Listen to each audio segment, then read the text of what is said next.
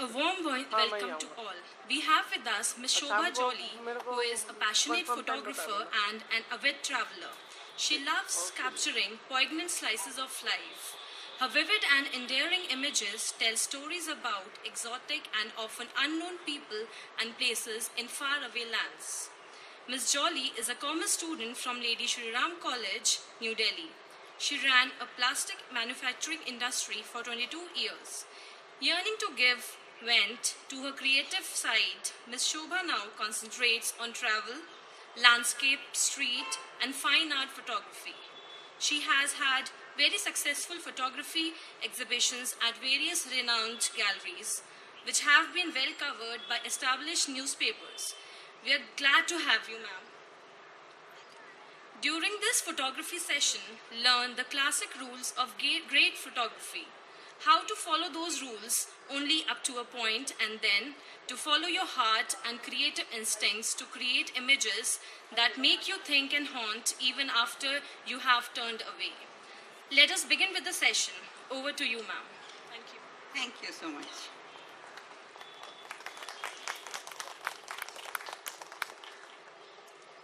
Good afternoon, everyone. Today, as we sit on this lovely morning with the birds twittering and the flowers blooming, what better way to celebrate Ghalib and his poetry. And as we celebrate Ghalib, we also celebrate all the arts, be it music, be it poetry, be it dancing, be it literature, and also photography.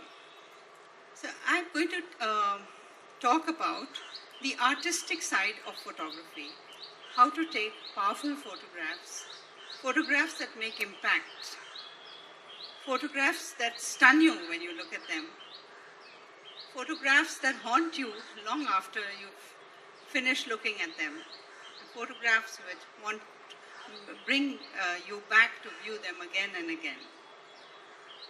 We are not going to talk about the technical side of photography because for the technical side you need to join a course and learn the 3 pillars of photography, etc., etc., etc.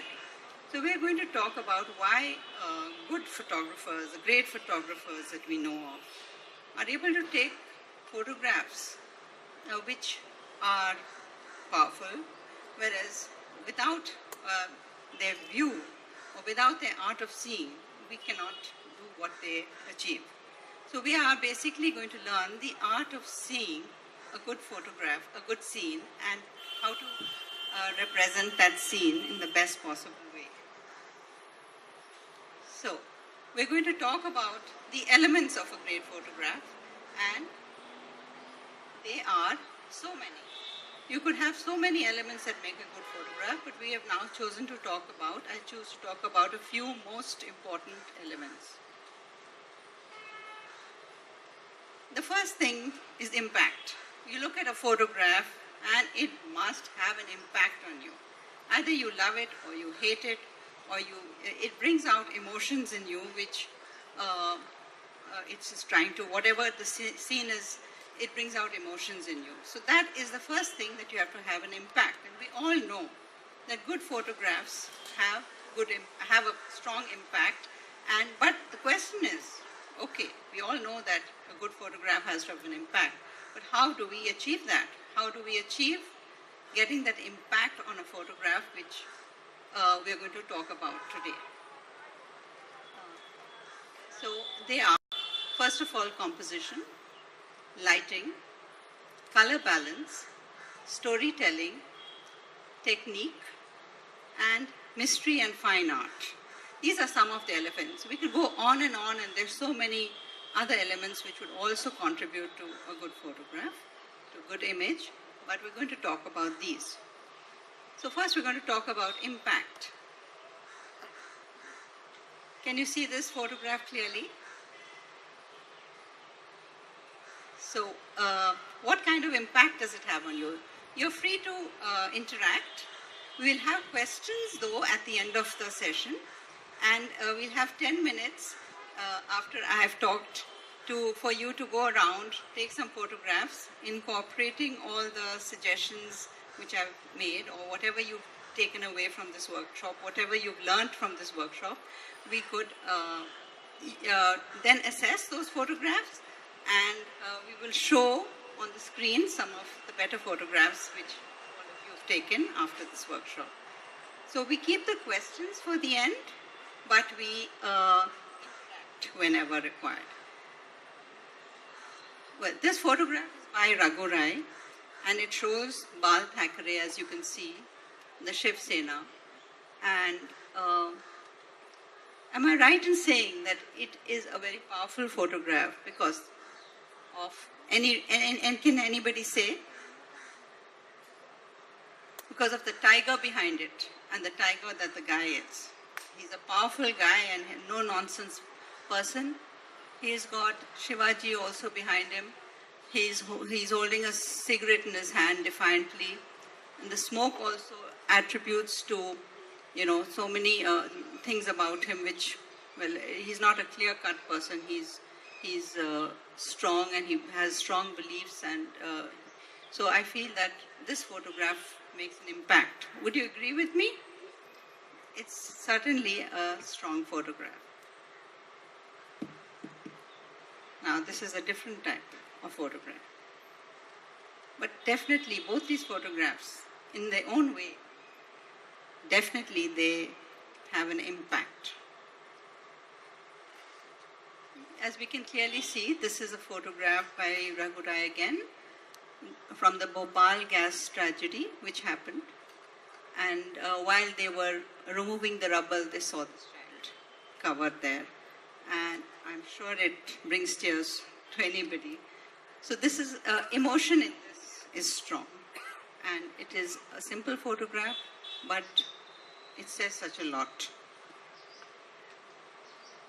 Of course, you don't always come across scenes like this, which automatically speak for themselves and will form it's just a simple, straightforward photograph. But how to make normal scenes or not such strong scenes impactful is what we're going to talk about. Here is another photograph which just blows you away. This is by Steve McCurry, and need I say more? We see this old man who's holding this old rusted machine of his, and he's in a flood-hit area. He doesn't mind immersing himself in the water, but his machine should be kept safe because that's his source of livelihood. There aren't many elements in this photograph, but it is a photograph that makes an impact the moment you see it. You don't have to think too much, it just hits you over there immediately. And so I've given you these 3 examples of photographs that make impact. So the rest of what we're doing is composition. The next thing we are going to talk about is composition. And after that, all the 7 things that we mentioned are all components of how we get a photograph that makes impact. So we're going to learn about composition, and this is a photograph which shows how the rule of thirds can be used. When you see an image, you should imaginarily draw these 2 vertical lines and 2 horizontal lines and place your subject at any of the points where the lines intersect. This allows the rest of the scene to be viewed, and it is more powerful and is usually used, but it's not a rule that has to be followed to the T, as I will show you ahead. So you could place the image in any of these sections, and you will find that your photograph is more aesthetic than if you place it in the middle. Now, if the couple were in the middle, there would be a kind of disturbance because you wouldn't know whether to look on the left or the right, and in the middle is a couple. There's something called a disturbing element which is there when you place a subject in the middle. Having said that, the photograph before this, it's right there in the middle. There's no question of using rule of thirds in this. Why? Because the rest of the photograph is just water, and there's just one simple subject, And so you place the image in the middle. It works. Here you also want to see the rest. This is a couple who is obviously very happy, very much in love, and they are in a church. So you want to see the image shows that the flowers in the church, the gold, and the very carved fretwork on that railing. They all show joy, beauty, love. So when you can see the rest of it clearly and you place your subject on one side, the photograph has more impact. So we started a talk talking about impact. So I'm explaining that how to create impact in a photograph. And so in composition, this is one of the rules called the rule of thirds, which is very, very well known by anybody who is delved into photography. That if you place your subject in where these lines intersect, you will be more able to get a photograph that has impact. So we come back to impact time and time again, how to take photographs that have impact, and this is one of the rules. This is frame within a frame. When you're trying to make a composition, you should be creative, and there are many ideas I can give you about how to create photographs which are interesting. The main thing is to make it interesting, to make it impactful, to make it strong. So in this photograph, you see that the outer frame of, this is in Humayun's tomb, it's a photograph by me, and this shows the outer frame of the monument. You look through it, you get yet another frame, and inside that there is another structure which is yet another frame, and then the couple who are talking to each other quite intimately are framed in that. So this becomes a creative way of presenting a photograph. And when you do this, you can use a frame within a frame in so many ways. You have jalis, you have windows, you have all sorts of things. Even a tree with its branch you can use as a frame. But that makes a photograph more interesting, and that's how we make impact, by making our photographs more interesting. A very plain shot of both of them from inside would be very boring, it would be very flat, and wouldn't have impact. So we come back to impact. So here, this is another photograph. Can you tell me what rule it follows? Does it follow the rule of thirds? Yes. Because the subject is in the lower portion. Again, it is in this portion. The subject is here. It could be here, it could be there, it could be there. But this helps in showing the rest of the scene, in letting the main subject be there but not overpower the photograph. So you see these two mullahs, and they belong to this picture because they're walking in front of this tomb in Uzbekistan, in Samarkand. And had I taken them with, had I been a little slower and waited for them to come in the middle, then you would want to look left, you want to look right, and it just wouldn't have the same impact. Back to impact.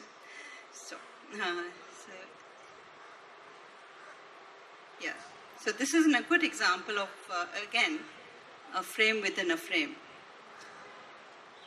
In this photograph is good because of so many geometrical patterns, not just frame within a frame, but you see a circle, you see the window, you see these straight horizontal lines. The use of geometrical patterns always helps to make a more interesting photograph. So besides the emotion which is there in this photograph, can anybody say what they derive? What is your first reaction when you see this? Can anyone say? Let's have an interactive session.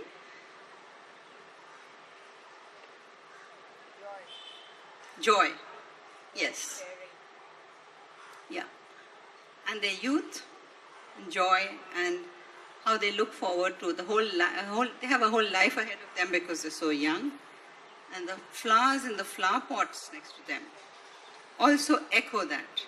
When things echo in a photograph, it helps to build up. And when it builds up, the synergy makes that impact. The synergy over here are these pots of flowers which are happy, blooming like the couple, and these and the pink color of the wall. What do you say? Pink color. Color is I'm coming to next. Color is very important in expressing the mood in a photograph.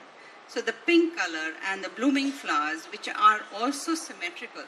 So when life is smooth, symmetry sort of signifies that, is symbolic of that. And they both are laughing, they're joking, and so everything seems to work.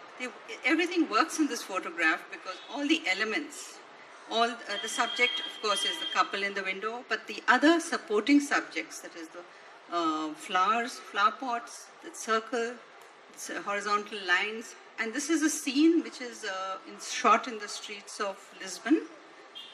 They were on the first floor and I was watching from the street. But because everything worked together synergistically, the flowers and the happiness of the couple, was a good photograph created.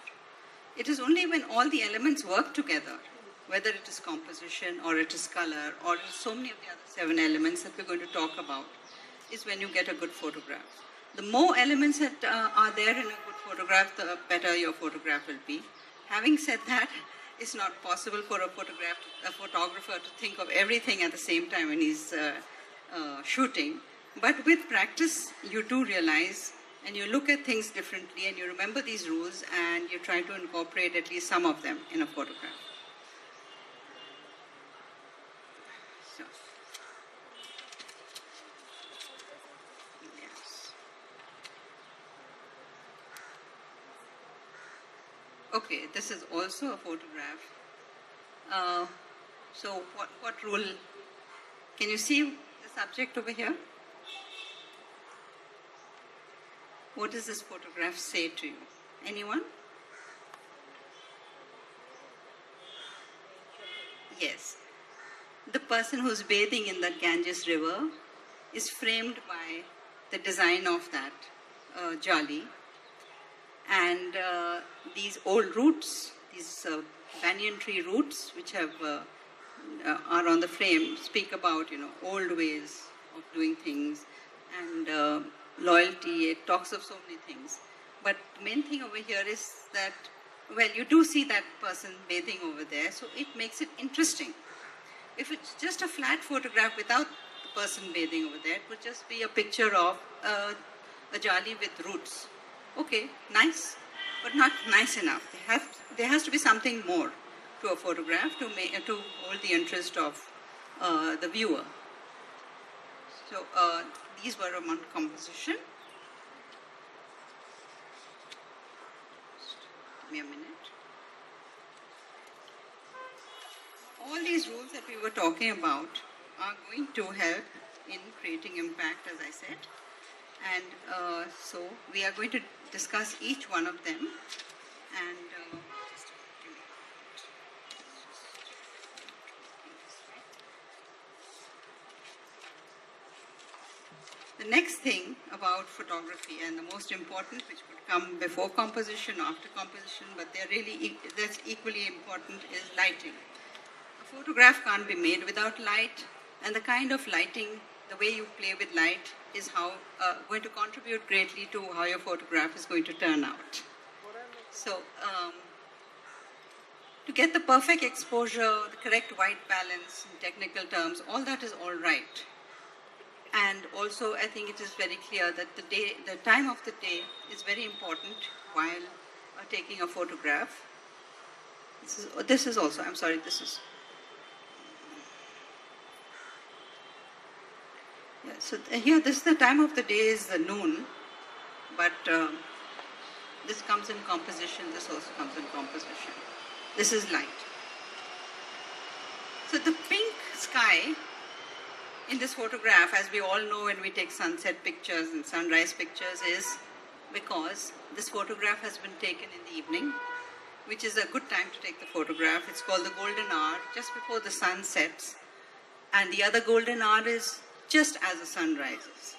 At this time, the rays of the sun are at an angle to whatever subject you're shooting, and so it creates soft light, as well, of course, as the color, which helps to create impact in the photograph. So the best time to shoot as everyone says, is early in the morning or in the evening. But that doesn't mean you don't shoot all day. If you're shooting at noon, you could use a little flash to light up the subject face, so that flattens it out. You could use a soft box. And there are ways of shooting during the day where you could you could use light to your advantage. And this is the angle of view. This shot has a shot from the top. Do you agree? The photographer has been on top and he has shot this photograph. That is why it has impact. If he was shooting at 5 feet or he was shooting it even from a lower thing, he would not get this. He was right there on the second floor or the first floor, and he was able to get this. Color also works in this photograph. This photograph is by Steve McCurry. So coming back to lighting, so all composition actually, lighting.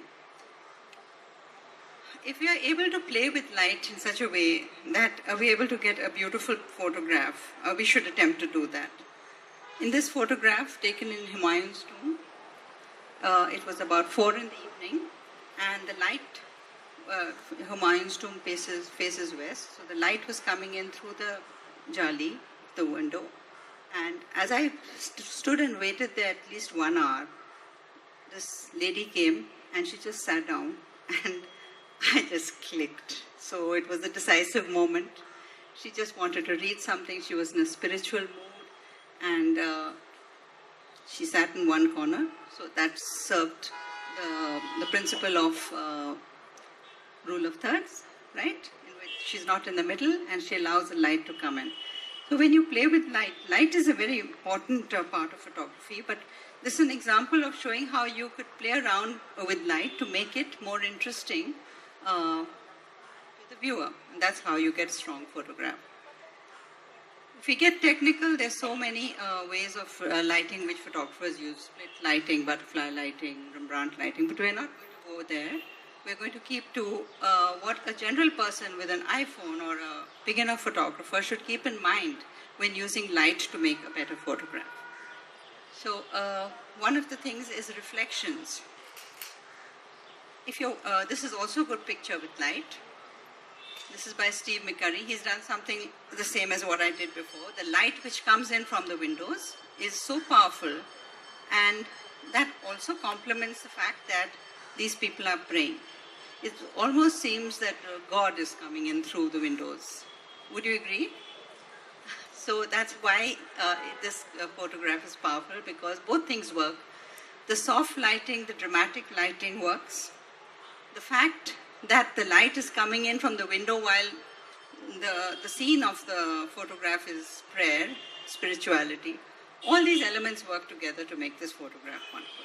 Of course, color is also there, which we're coming to next. Here's another picture in which light can be very artistic, very magical. This is a dance by Manjari Chaturvedi at India International Center. And, well, these are stage lights. But you see the way the light has been, the smoke and the light which is there, though it was artificially created for her dance. But it's just an example to show that if you use lights in a way that it is dramatic, it definitely adds to creating a great photograph. And this is the opposite. Here we create a silhouette. We don't use light. The light is in the background and the subject is in the front. We don't see anything about her, but we see her silhouette, and we all know who this is. Do we? It's Indira Gandhi. And we have the clouds behind her, we have the trees. But her meditative posture and the silhouette, because she had a certain hairstyle, and you can make out immediately that it is her, and it's been taken by Raghu Rai, also speaks about her personality, how alone she was. So by using silhouettes and converting it into black and white, you're able to concentrate on the emotion in the photograph. And this photograph shows how alone she was, though she was on the top and always surrounded by people all day, people who praised her, people who were with her. She was actually alone. And this photograph expresses that beautifully with the lack of light. by using her as a silhouette. You can't even see a single thing on her. So silhouettes is a good way of using silhouettes to create drama, is a good way of playing with light. When we talk about lighting, I've talked about reflections, I've talked about light coming in through like jollies or any magical place where you can see light is forming something very interesting, you should use that. And using silhouettes is a very strong way of expressing yourself in a strong photograph. Smoke, fog, clouds. Sometimes it's said, okay, it's a very foggy day, shall we not go out for a photo shoot? Because there's not much light and it's foggy and it's not going to give. I say, no, that's a very good opportunity to create a strong photograph, because if it's a cloudy day and there's fog, it adds to the drama. And adding to the drama helps you make an impact. So we come back to impact. And clouds, cloudy day, clouds can be very dramatic. They can be pink, they can be white, they can be dark. Like here they seem to be white, but the mood over here, which is, we get in this photograph, is dark, sad, alone. And yet we know she was a very powerful woman. I think all that is expressed here because of the play of light by the photographer, who is, of course, Raghu Rai. So,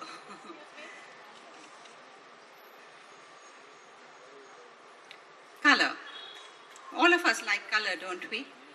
We immediately react to color. When we make our wardrobes, we just think about color, color, color. We hope to make an impact on our friends and people who view us with color, and so that is true in photography too. This is a scene in Kumarthulli in Calcutta where these idols were being made for the Durga Puja, and the workers who were making the idols, they just had colored Ganeshji red and Durgaji's hands yellow, and they went for lunch. I think it was just a lucky stroke for me. I was there and I said, okay, no distractions like people around, working on the model. This red and yellow works for me, and I took the picture. So the main thing in this picture is that these two colors are complementary colors. They work well together, and they're no distracting other colors which are usually there in these scenes. I had shot so many pictures in so many places for this idol making in which there were so many colors, blue, green, yellow, ornaments. What happens then? You have to change it into monochrome. You have to change it into black and white to make an impact. But this kind of photograph is never to be changed into black and white because the colors work. They work together, they make an impact, and they pretty much, of course, the story is there about these idols being made, the composition is there where you can see through these hands, etc. But this is an example of how color can work for your photograph and should work. So people say, what kind of photography do you do? Black and white photography or do you do color photography? So I think that question is really not very relevant, because one should do all types of photography. Where color works, you should use color, and if color is not working and it is a very disturbing thing and there are too many colors, well, we have to then maybe have to change it to monochrome. Another picture about color. Do you think color works here? Yes. Yes. This is in the Golden Temple at Amritsar, and well, you have the usual scenes of people praying in multicolored clothes and the usual busy background, busy scenes. But when these four sevaks, they were the sevaks, they walked by, I literally ran after them. And I was running and looking quite a scene, and they turned back and laughed at me, and they started giggling, she's running after us. So they kept walking ahead and I kept running after them. Again, they turned back and again they giggled at me, but that was not the photo I wanted of them giggling. I kept running after them. I think I ran quite a few yards, and then they got bored of turning back and I got my shot. I was after their orange thelis and their orange pagdis, which were, going very well with the blue dress. Besides the movement in the photograph and the fact that the photograph other reasons to be strong, color worked here, and I would never convert this into monochrome.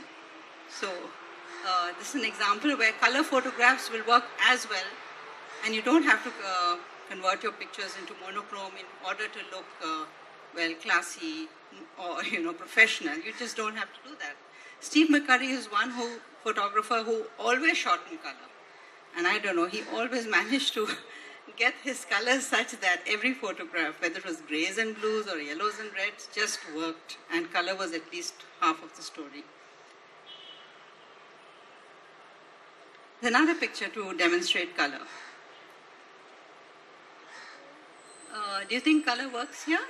Or do you think this would be nice in black and white? It's an interactive scene and we're in a very casual atmosphere under the tree with very nice weather. I think we can have more interaction. That would be nice. And if you don't agree with what I say, you're most welcome to say so. Because art is subjective, photography is subjective, and we're talking about the artistic side of photography. So please go ahead and argue with me in case you don't agree. That will be a nice, productive session in that case. Yeah, the green in the grass, and the green on the doors, and the green on the trees, and his turban, which is orange and green, are a very good combination of colors. They work. It's a different thing that the motion in this photograph is also nice, simple pleasure, as I call it, because nowadays to get a quiet moment like this, to look at the newspaper is getting more and more rare in Delhi and in our busy urban lives. And here in Jodhpur, this was near the Mehrangarh fort. This guy was just sitting there with nobody to disturb him, except me from a little distance. I did not disturb him. This, of course. Can anybody tell me, this is too famous a photograph not to know. What is the name of this photograph? The Afghan Girl. It's nice to know that well. There are a lot of people who know that. And it was shot by Steve McCurry, which is also written there, yes. So see how color works here. Of course, everything else works. Her eyes are just full of emotion. She's scared. And her torn clothes echo her fear. Her clothes are torn, but she's wearing a green kurta under her dupatta. And the background is also green. This is what he always did in his photographs. He never had a disturbing background of a color which would detract from the scene. Steve McCurry always took pictures. I don't know if he set them up or not, but all the colors worked like as if he was a painter. And so that's why this picture is so famous, not only because it really reflected the situation in Afghanistan where girls were like, all the people were, living in fear, and they still live in fear till today. And the clarity of the shot in her eyes, the focus that he's got, and the bright green eyes. A lot of people have green eyes, but I think her eyes are really a different green. And the background being the same color was something which helped to make this a very famous picture, and it's been published again and again. This young girl is now a woman of 40, 45, and she still faces a lot of trouble in life. She was found in Pakistan in a very stressful situation again. So now we come to another very important aspect of photography. We talked about composition, we talked about light, and we talked about color. All these things help to make a photograph that creates impact. Next thing which should be there in every photograph is storytelling. Any photograph you take should tell some kind of a story to the viewer. By looking at it, he should be able to make out a few elements. All the elements in the photograph should work together, support each other, so that you get a story here. Would anybody like to say if this photograph to you does tell a story, can anybody say a few things about it? Why it tells a story, and what is the story? You can put your hands up, or you could just speak from where you are. Nobody? Yes, old Christian couple. Companionship. Just sitting outside, relaxing. Yes. Companionship. Companionship, yes. and togetherness. Yes, yes, there's that picture of Jesus Christ at the back, which supports and echoes Their religion. their religion.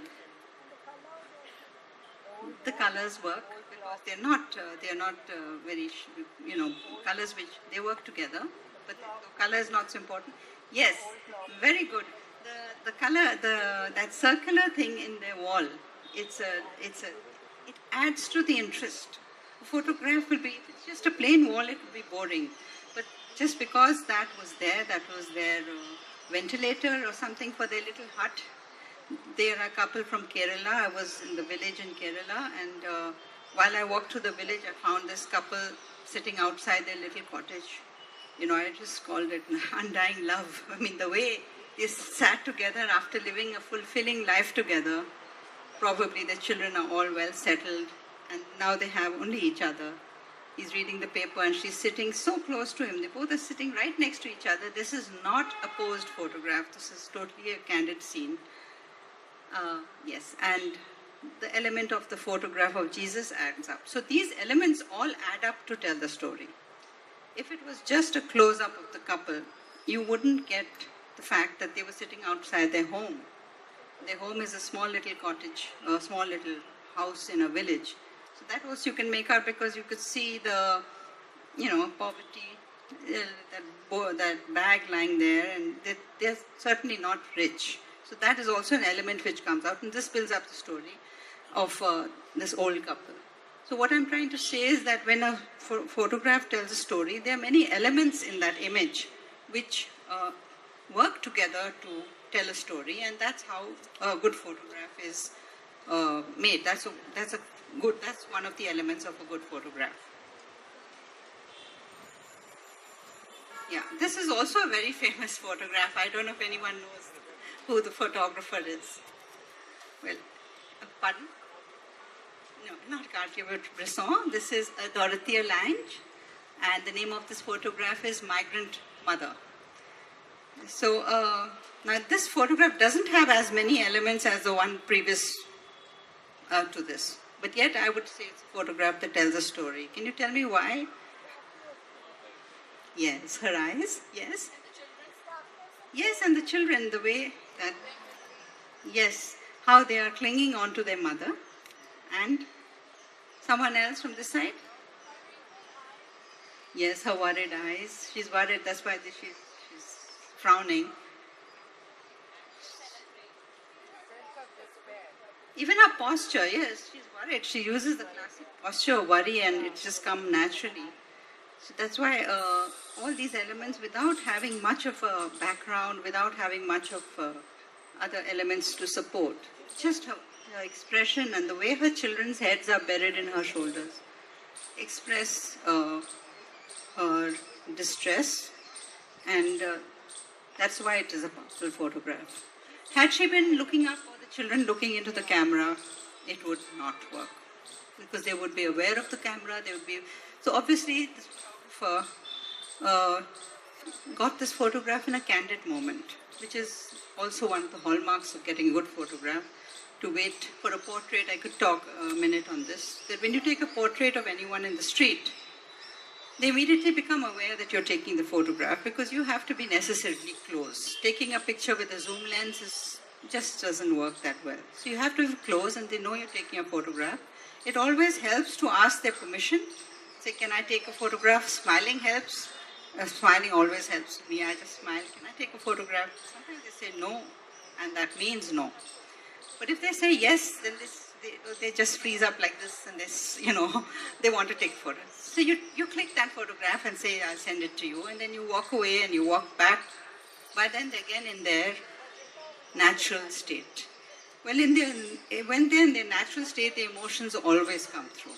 Like, she started to worry when she's going to get the next meal for her children. And that was caught by the photographer. So that's one of the methods in street photography, is to let the subject who the photographer is. Well, pardon? No, not Cartier-Bresson. This is Dorothea Lange, and the name of this photograph is Migrant Mother. So now this photograph doesn't have as many elements as the one previous to this. But yet I would say it's a photograph that tells a story. Can you tell me why? Yes, her eyes, yes. Yes, and the children, the way that, yes, how they are clinging on to their mother. And someone else from this side? Yes, her worried eyes. She's worried, that's why she's frowning. Even her posture, yes, she's worried. She uses the classic posture of worry and it just comes naturally. So that's why all these elements, without having much of a background, without having much of other elements to support, just her expression and the way her children's heads are buried in her shoulders, express her distress, and that's why it is a powerful photograph. Had she been looking up or the children looking into the camera, it would not work. Because they would be aware of the camera, they would be... So obviously, this photographer got this photograph in a candid moment, which is also one of the hallmarks of getting a good photograph. To wait for a portrait, I could talk a minute on this, that when you take a portrait of anyone in the street, they immediately become aware that you're taking the photograph because you have to be necessarily close. Taking a picture with a zoom lens just doesn't work that well. So you have to be close and they know you're taking a photograph. It always helps to ask their permission. Say, can I take a photograph? Smiling helps. Smiling always helps me. I just smile. Can I take a photograph? Sometimes they say no, and that means no. But if they say yes, then they just freeze up like this and this, they want to take photos. So you click that photograph and say, I'll send it to you, and then you walk away and you walk back. By then they're again in their natural state. Well, when they're in their natural state, the emotions always come through. Like, she started to worry where she's going to get the next meal for her children. And that was caught by the photographer. So that's one of the methods in street photography, is to let the subject get used to you and then try to get them in a relaxed, candid moment and capture what they're actually all about, what they're thinking, and that will reflect in the photograph if you do that. Faster. So the next photograph. Okay, this is also a very powerful photograph for storytelling. This is an example for storytelling. This is by Raghu Rai, and it's very obvious. You could see Mother Teresa's image, which is all scratched out there at the back, and these children are just lying on the floor on that wall. And it looks as though Mother Teresa is, looking after them and protecting them, which she does. And so this photograph captures the whole essence of how Mother Teresa looks after the underprivileged children. And Raghu Rai has got this picture, beautifully. It cannot be more clear. It's very clear in this picture, those children. So having talked about composition, lighting, color, and storytelling, we come to the next hallmark of photography, which is technique. Though we're not going to go into details about technique over here, still we'd like to say a few things. For those of you who use DSLRs or who are a little more interested in photography, you can use your shutter speed.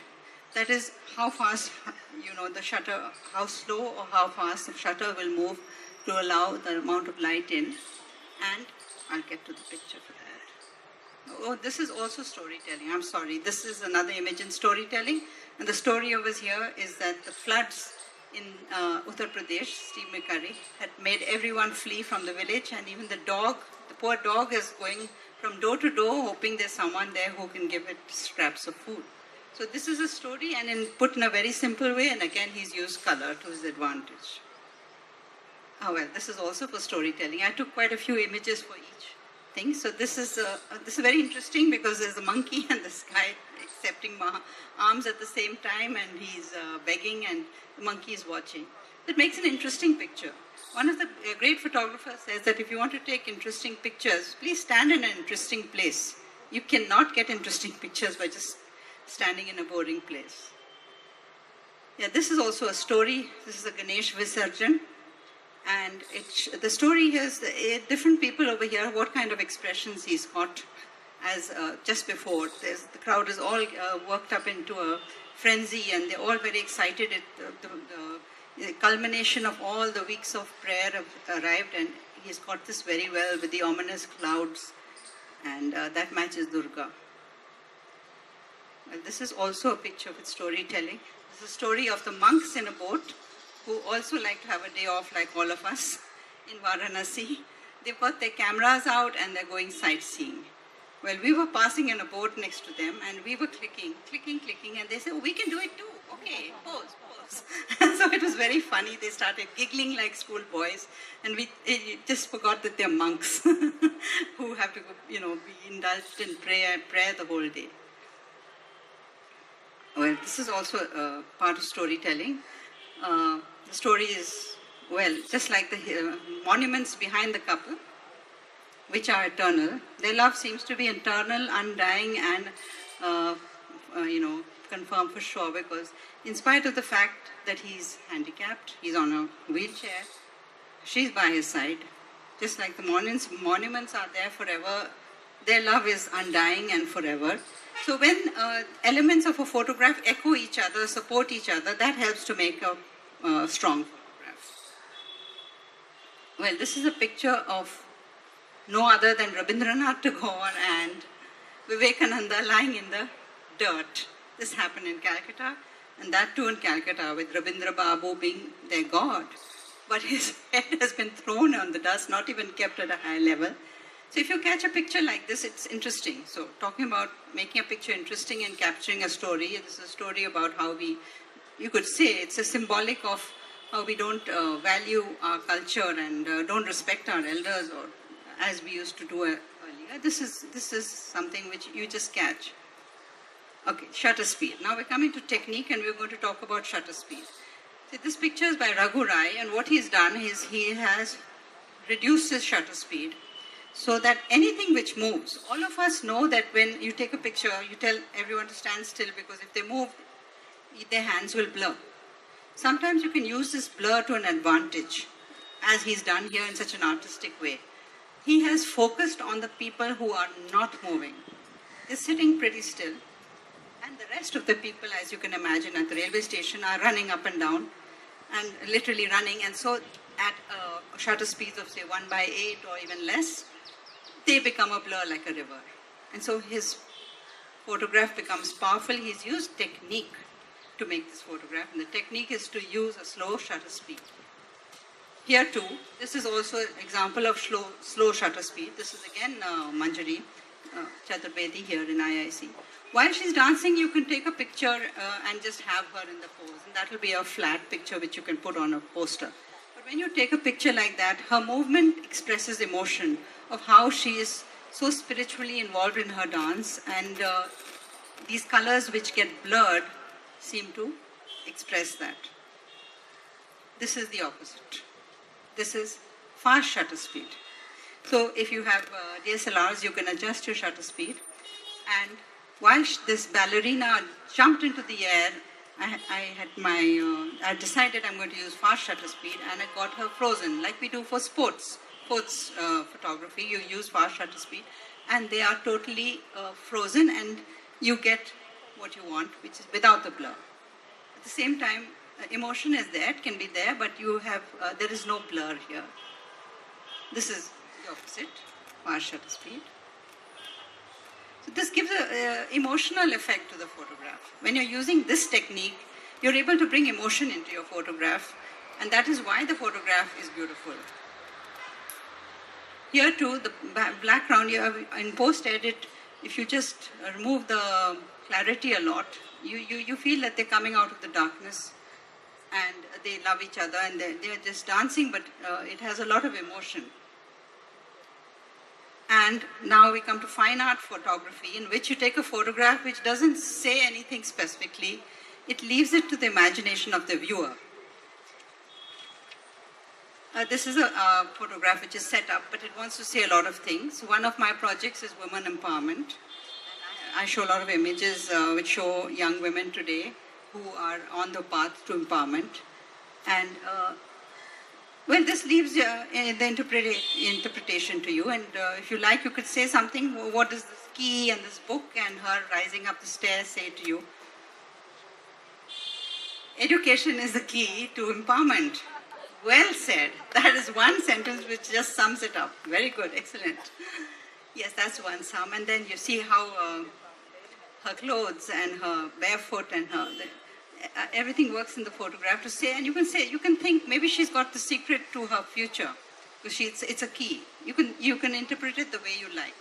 So mystery in fine art photography is one of the things. And this is a straightforward photograph where some photographers would like to increase the exposure to show things clearly. But here the smoke and the clouds and the mist, they work very well to show the scene as maybe some magical kingdom where there are witches and trolls running around, and this is in Norway. And this is another photograph which is open to interpretation. It is an example of through a very rusty window. You can think what you like about it. And this is what sometimes you call fine art, and you create mystery of what's going on here. Well, there's destruction scene going on, and this is also getting destroyed due to the rust. So these things echo. This is another fine art photograph, which you can interpret the way you like. But it's a strong photograph. I don't know why, but something is there which does appeal to the artistic side. And so you call it a strong photograph because it leaves a sense of mystery. Most photographs tell you everything flat, but this doesn't exactly. It's a scene with, since we are all Indians, we know that this is again the Durga Puja idol making area, but it is not a clear vision of that. And the smoke, the lights, the design on the stage, looks like she's just put her hands up and wants to be one with God. So all this causes mystery. So causing mystery with the help of lights, clouds, fog always helps.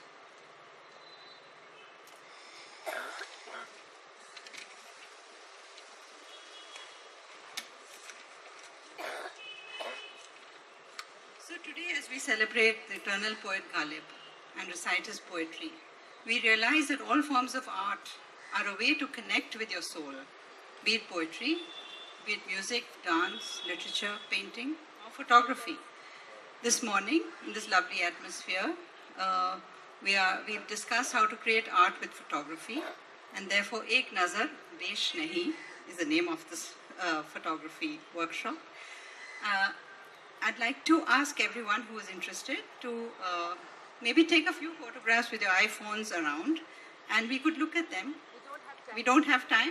Okay, then if there are any questions, one or two questions, I'd be willing to answer. We had planned, I'm sorry, I think I went slow, so we didn't have time to run around to take a few photographs and assess what you'd learn. But you can do it on a day-to-day basis, because nowadays we have a phone in our hands, which is a very good camera, in fact. So are there any questions? Yes? I just wanted to ask you, the photo Yes. Indira Gandhi. Yes. How is that taken? It's Is that the distance or the time of the day, or the distance from which the photograph is taken? No. A silhouette will be created when the light behind the subject is bright, very bright compared to where the photographer is standing. You will get a silhouette. And yes, it does help when it is in the latter part of the day or the beginning of the day. But you will get a silhouette if the background is. So that's why when we take our tourist photographs and we are standing against the lovely background, we become kind of dark. But if it is dark enough, then it becomes a silhouette. Yes, I hope I've answered your question. Is there any other question? Do you use blur in your photographs, or do you know? Do I use blur? Blur. Yes, Blurring yes. the photograph? Yes. I have shown you so many examples in which I have shown you the blur by reducing shutter speed. So I do use that. If you mean using a lens which blurs the background so that the portrait of the person stands out, yes. That is the focal length of the camera which is involved, and you can cause blur, or you could get the whole scene, a landscape scene, in focus by using more depth of field. I don't want to go into depth of field and all right now because it's not a technical workshop. So, thank you for giving me your attention. I hope this was useful what I spoke, and happy clicking after this. I'm sure all of us are always clicking pictures, so happy clicking. Thank you. We thank you, ma'am, for sharing your knowledge with all of us. It was a great learning experience. Now we would like to felicitate our esteemed guest. Ma'am, please come and step aside.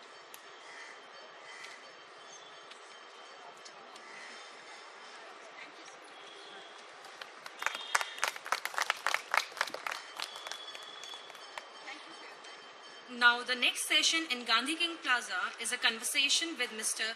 Adik Kadam.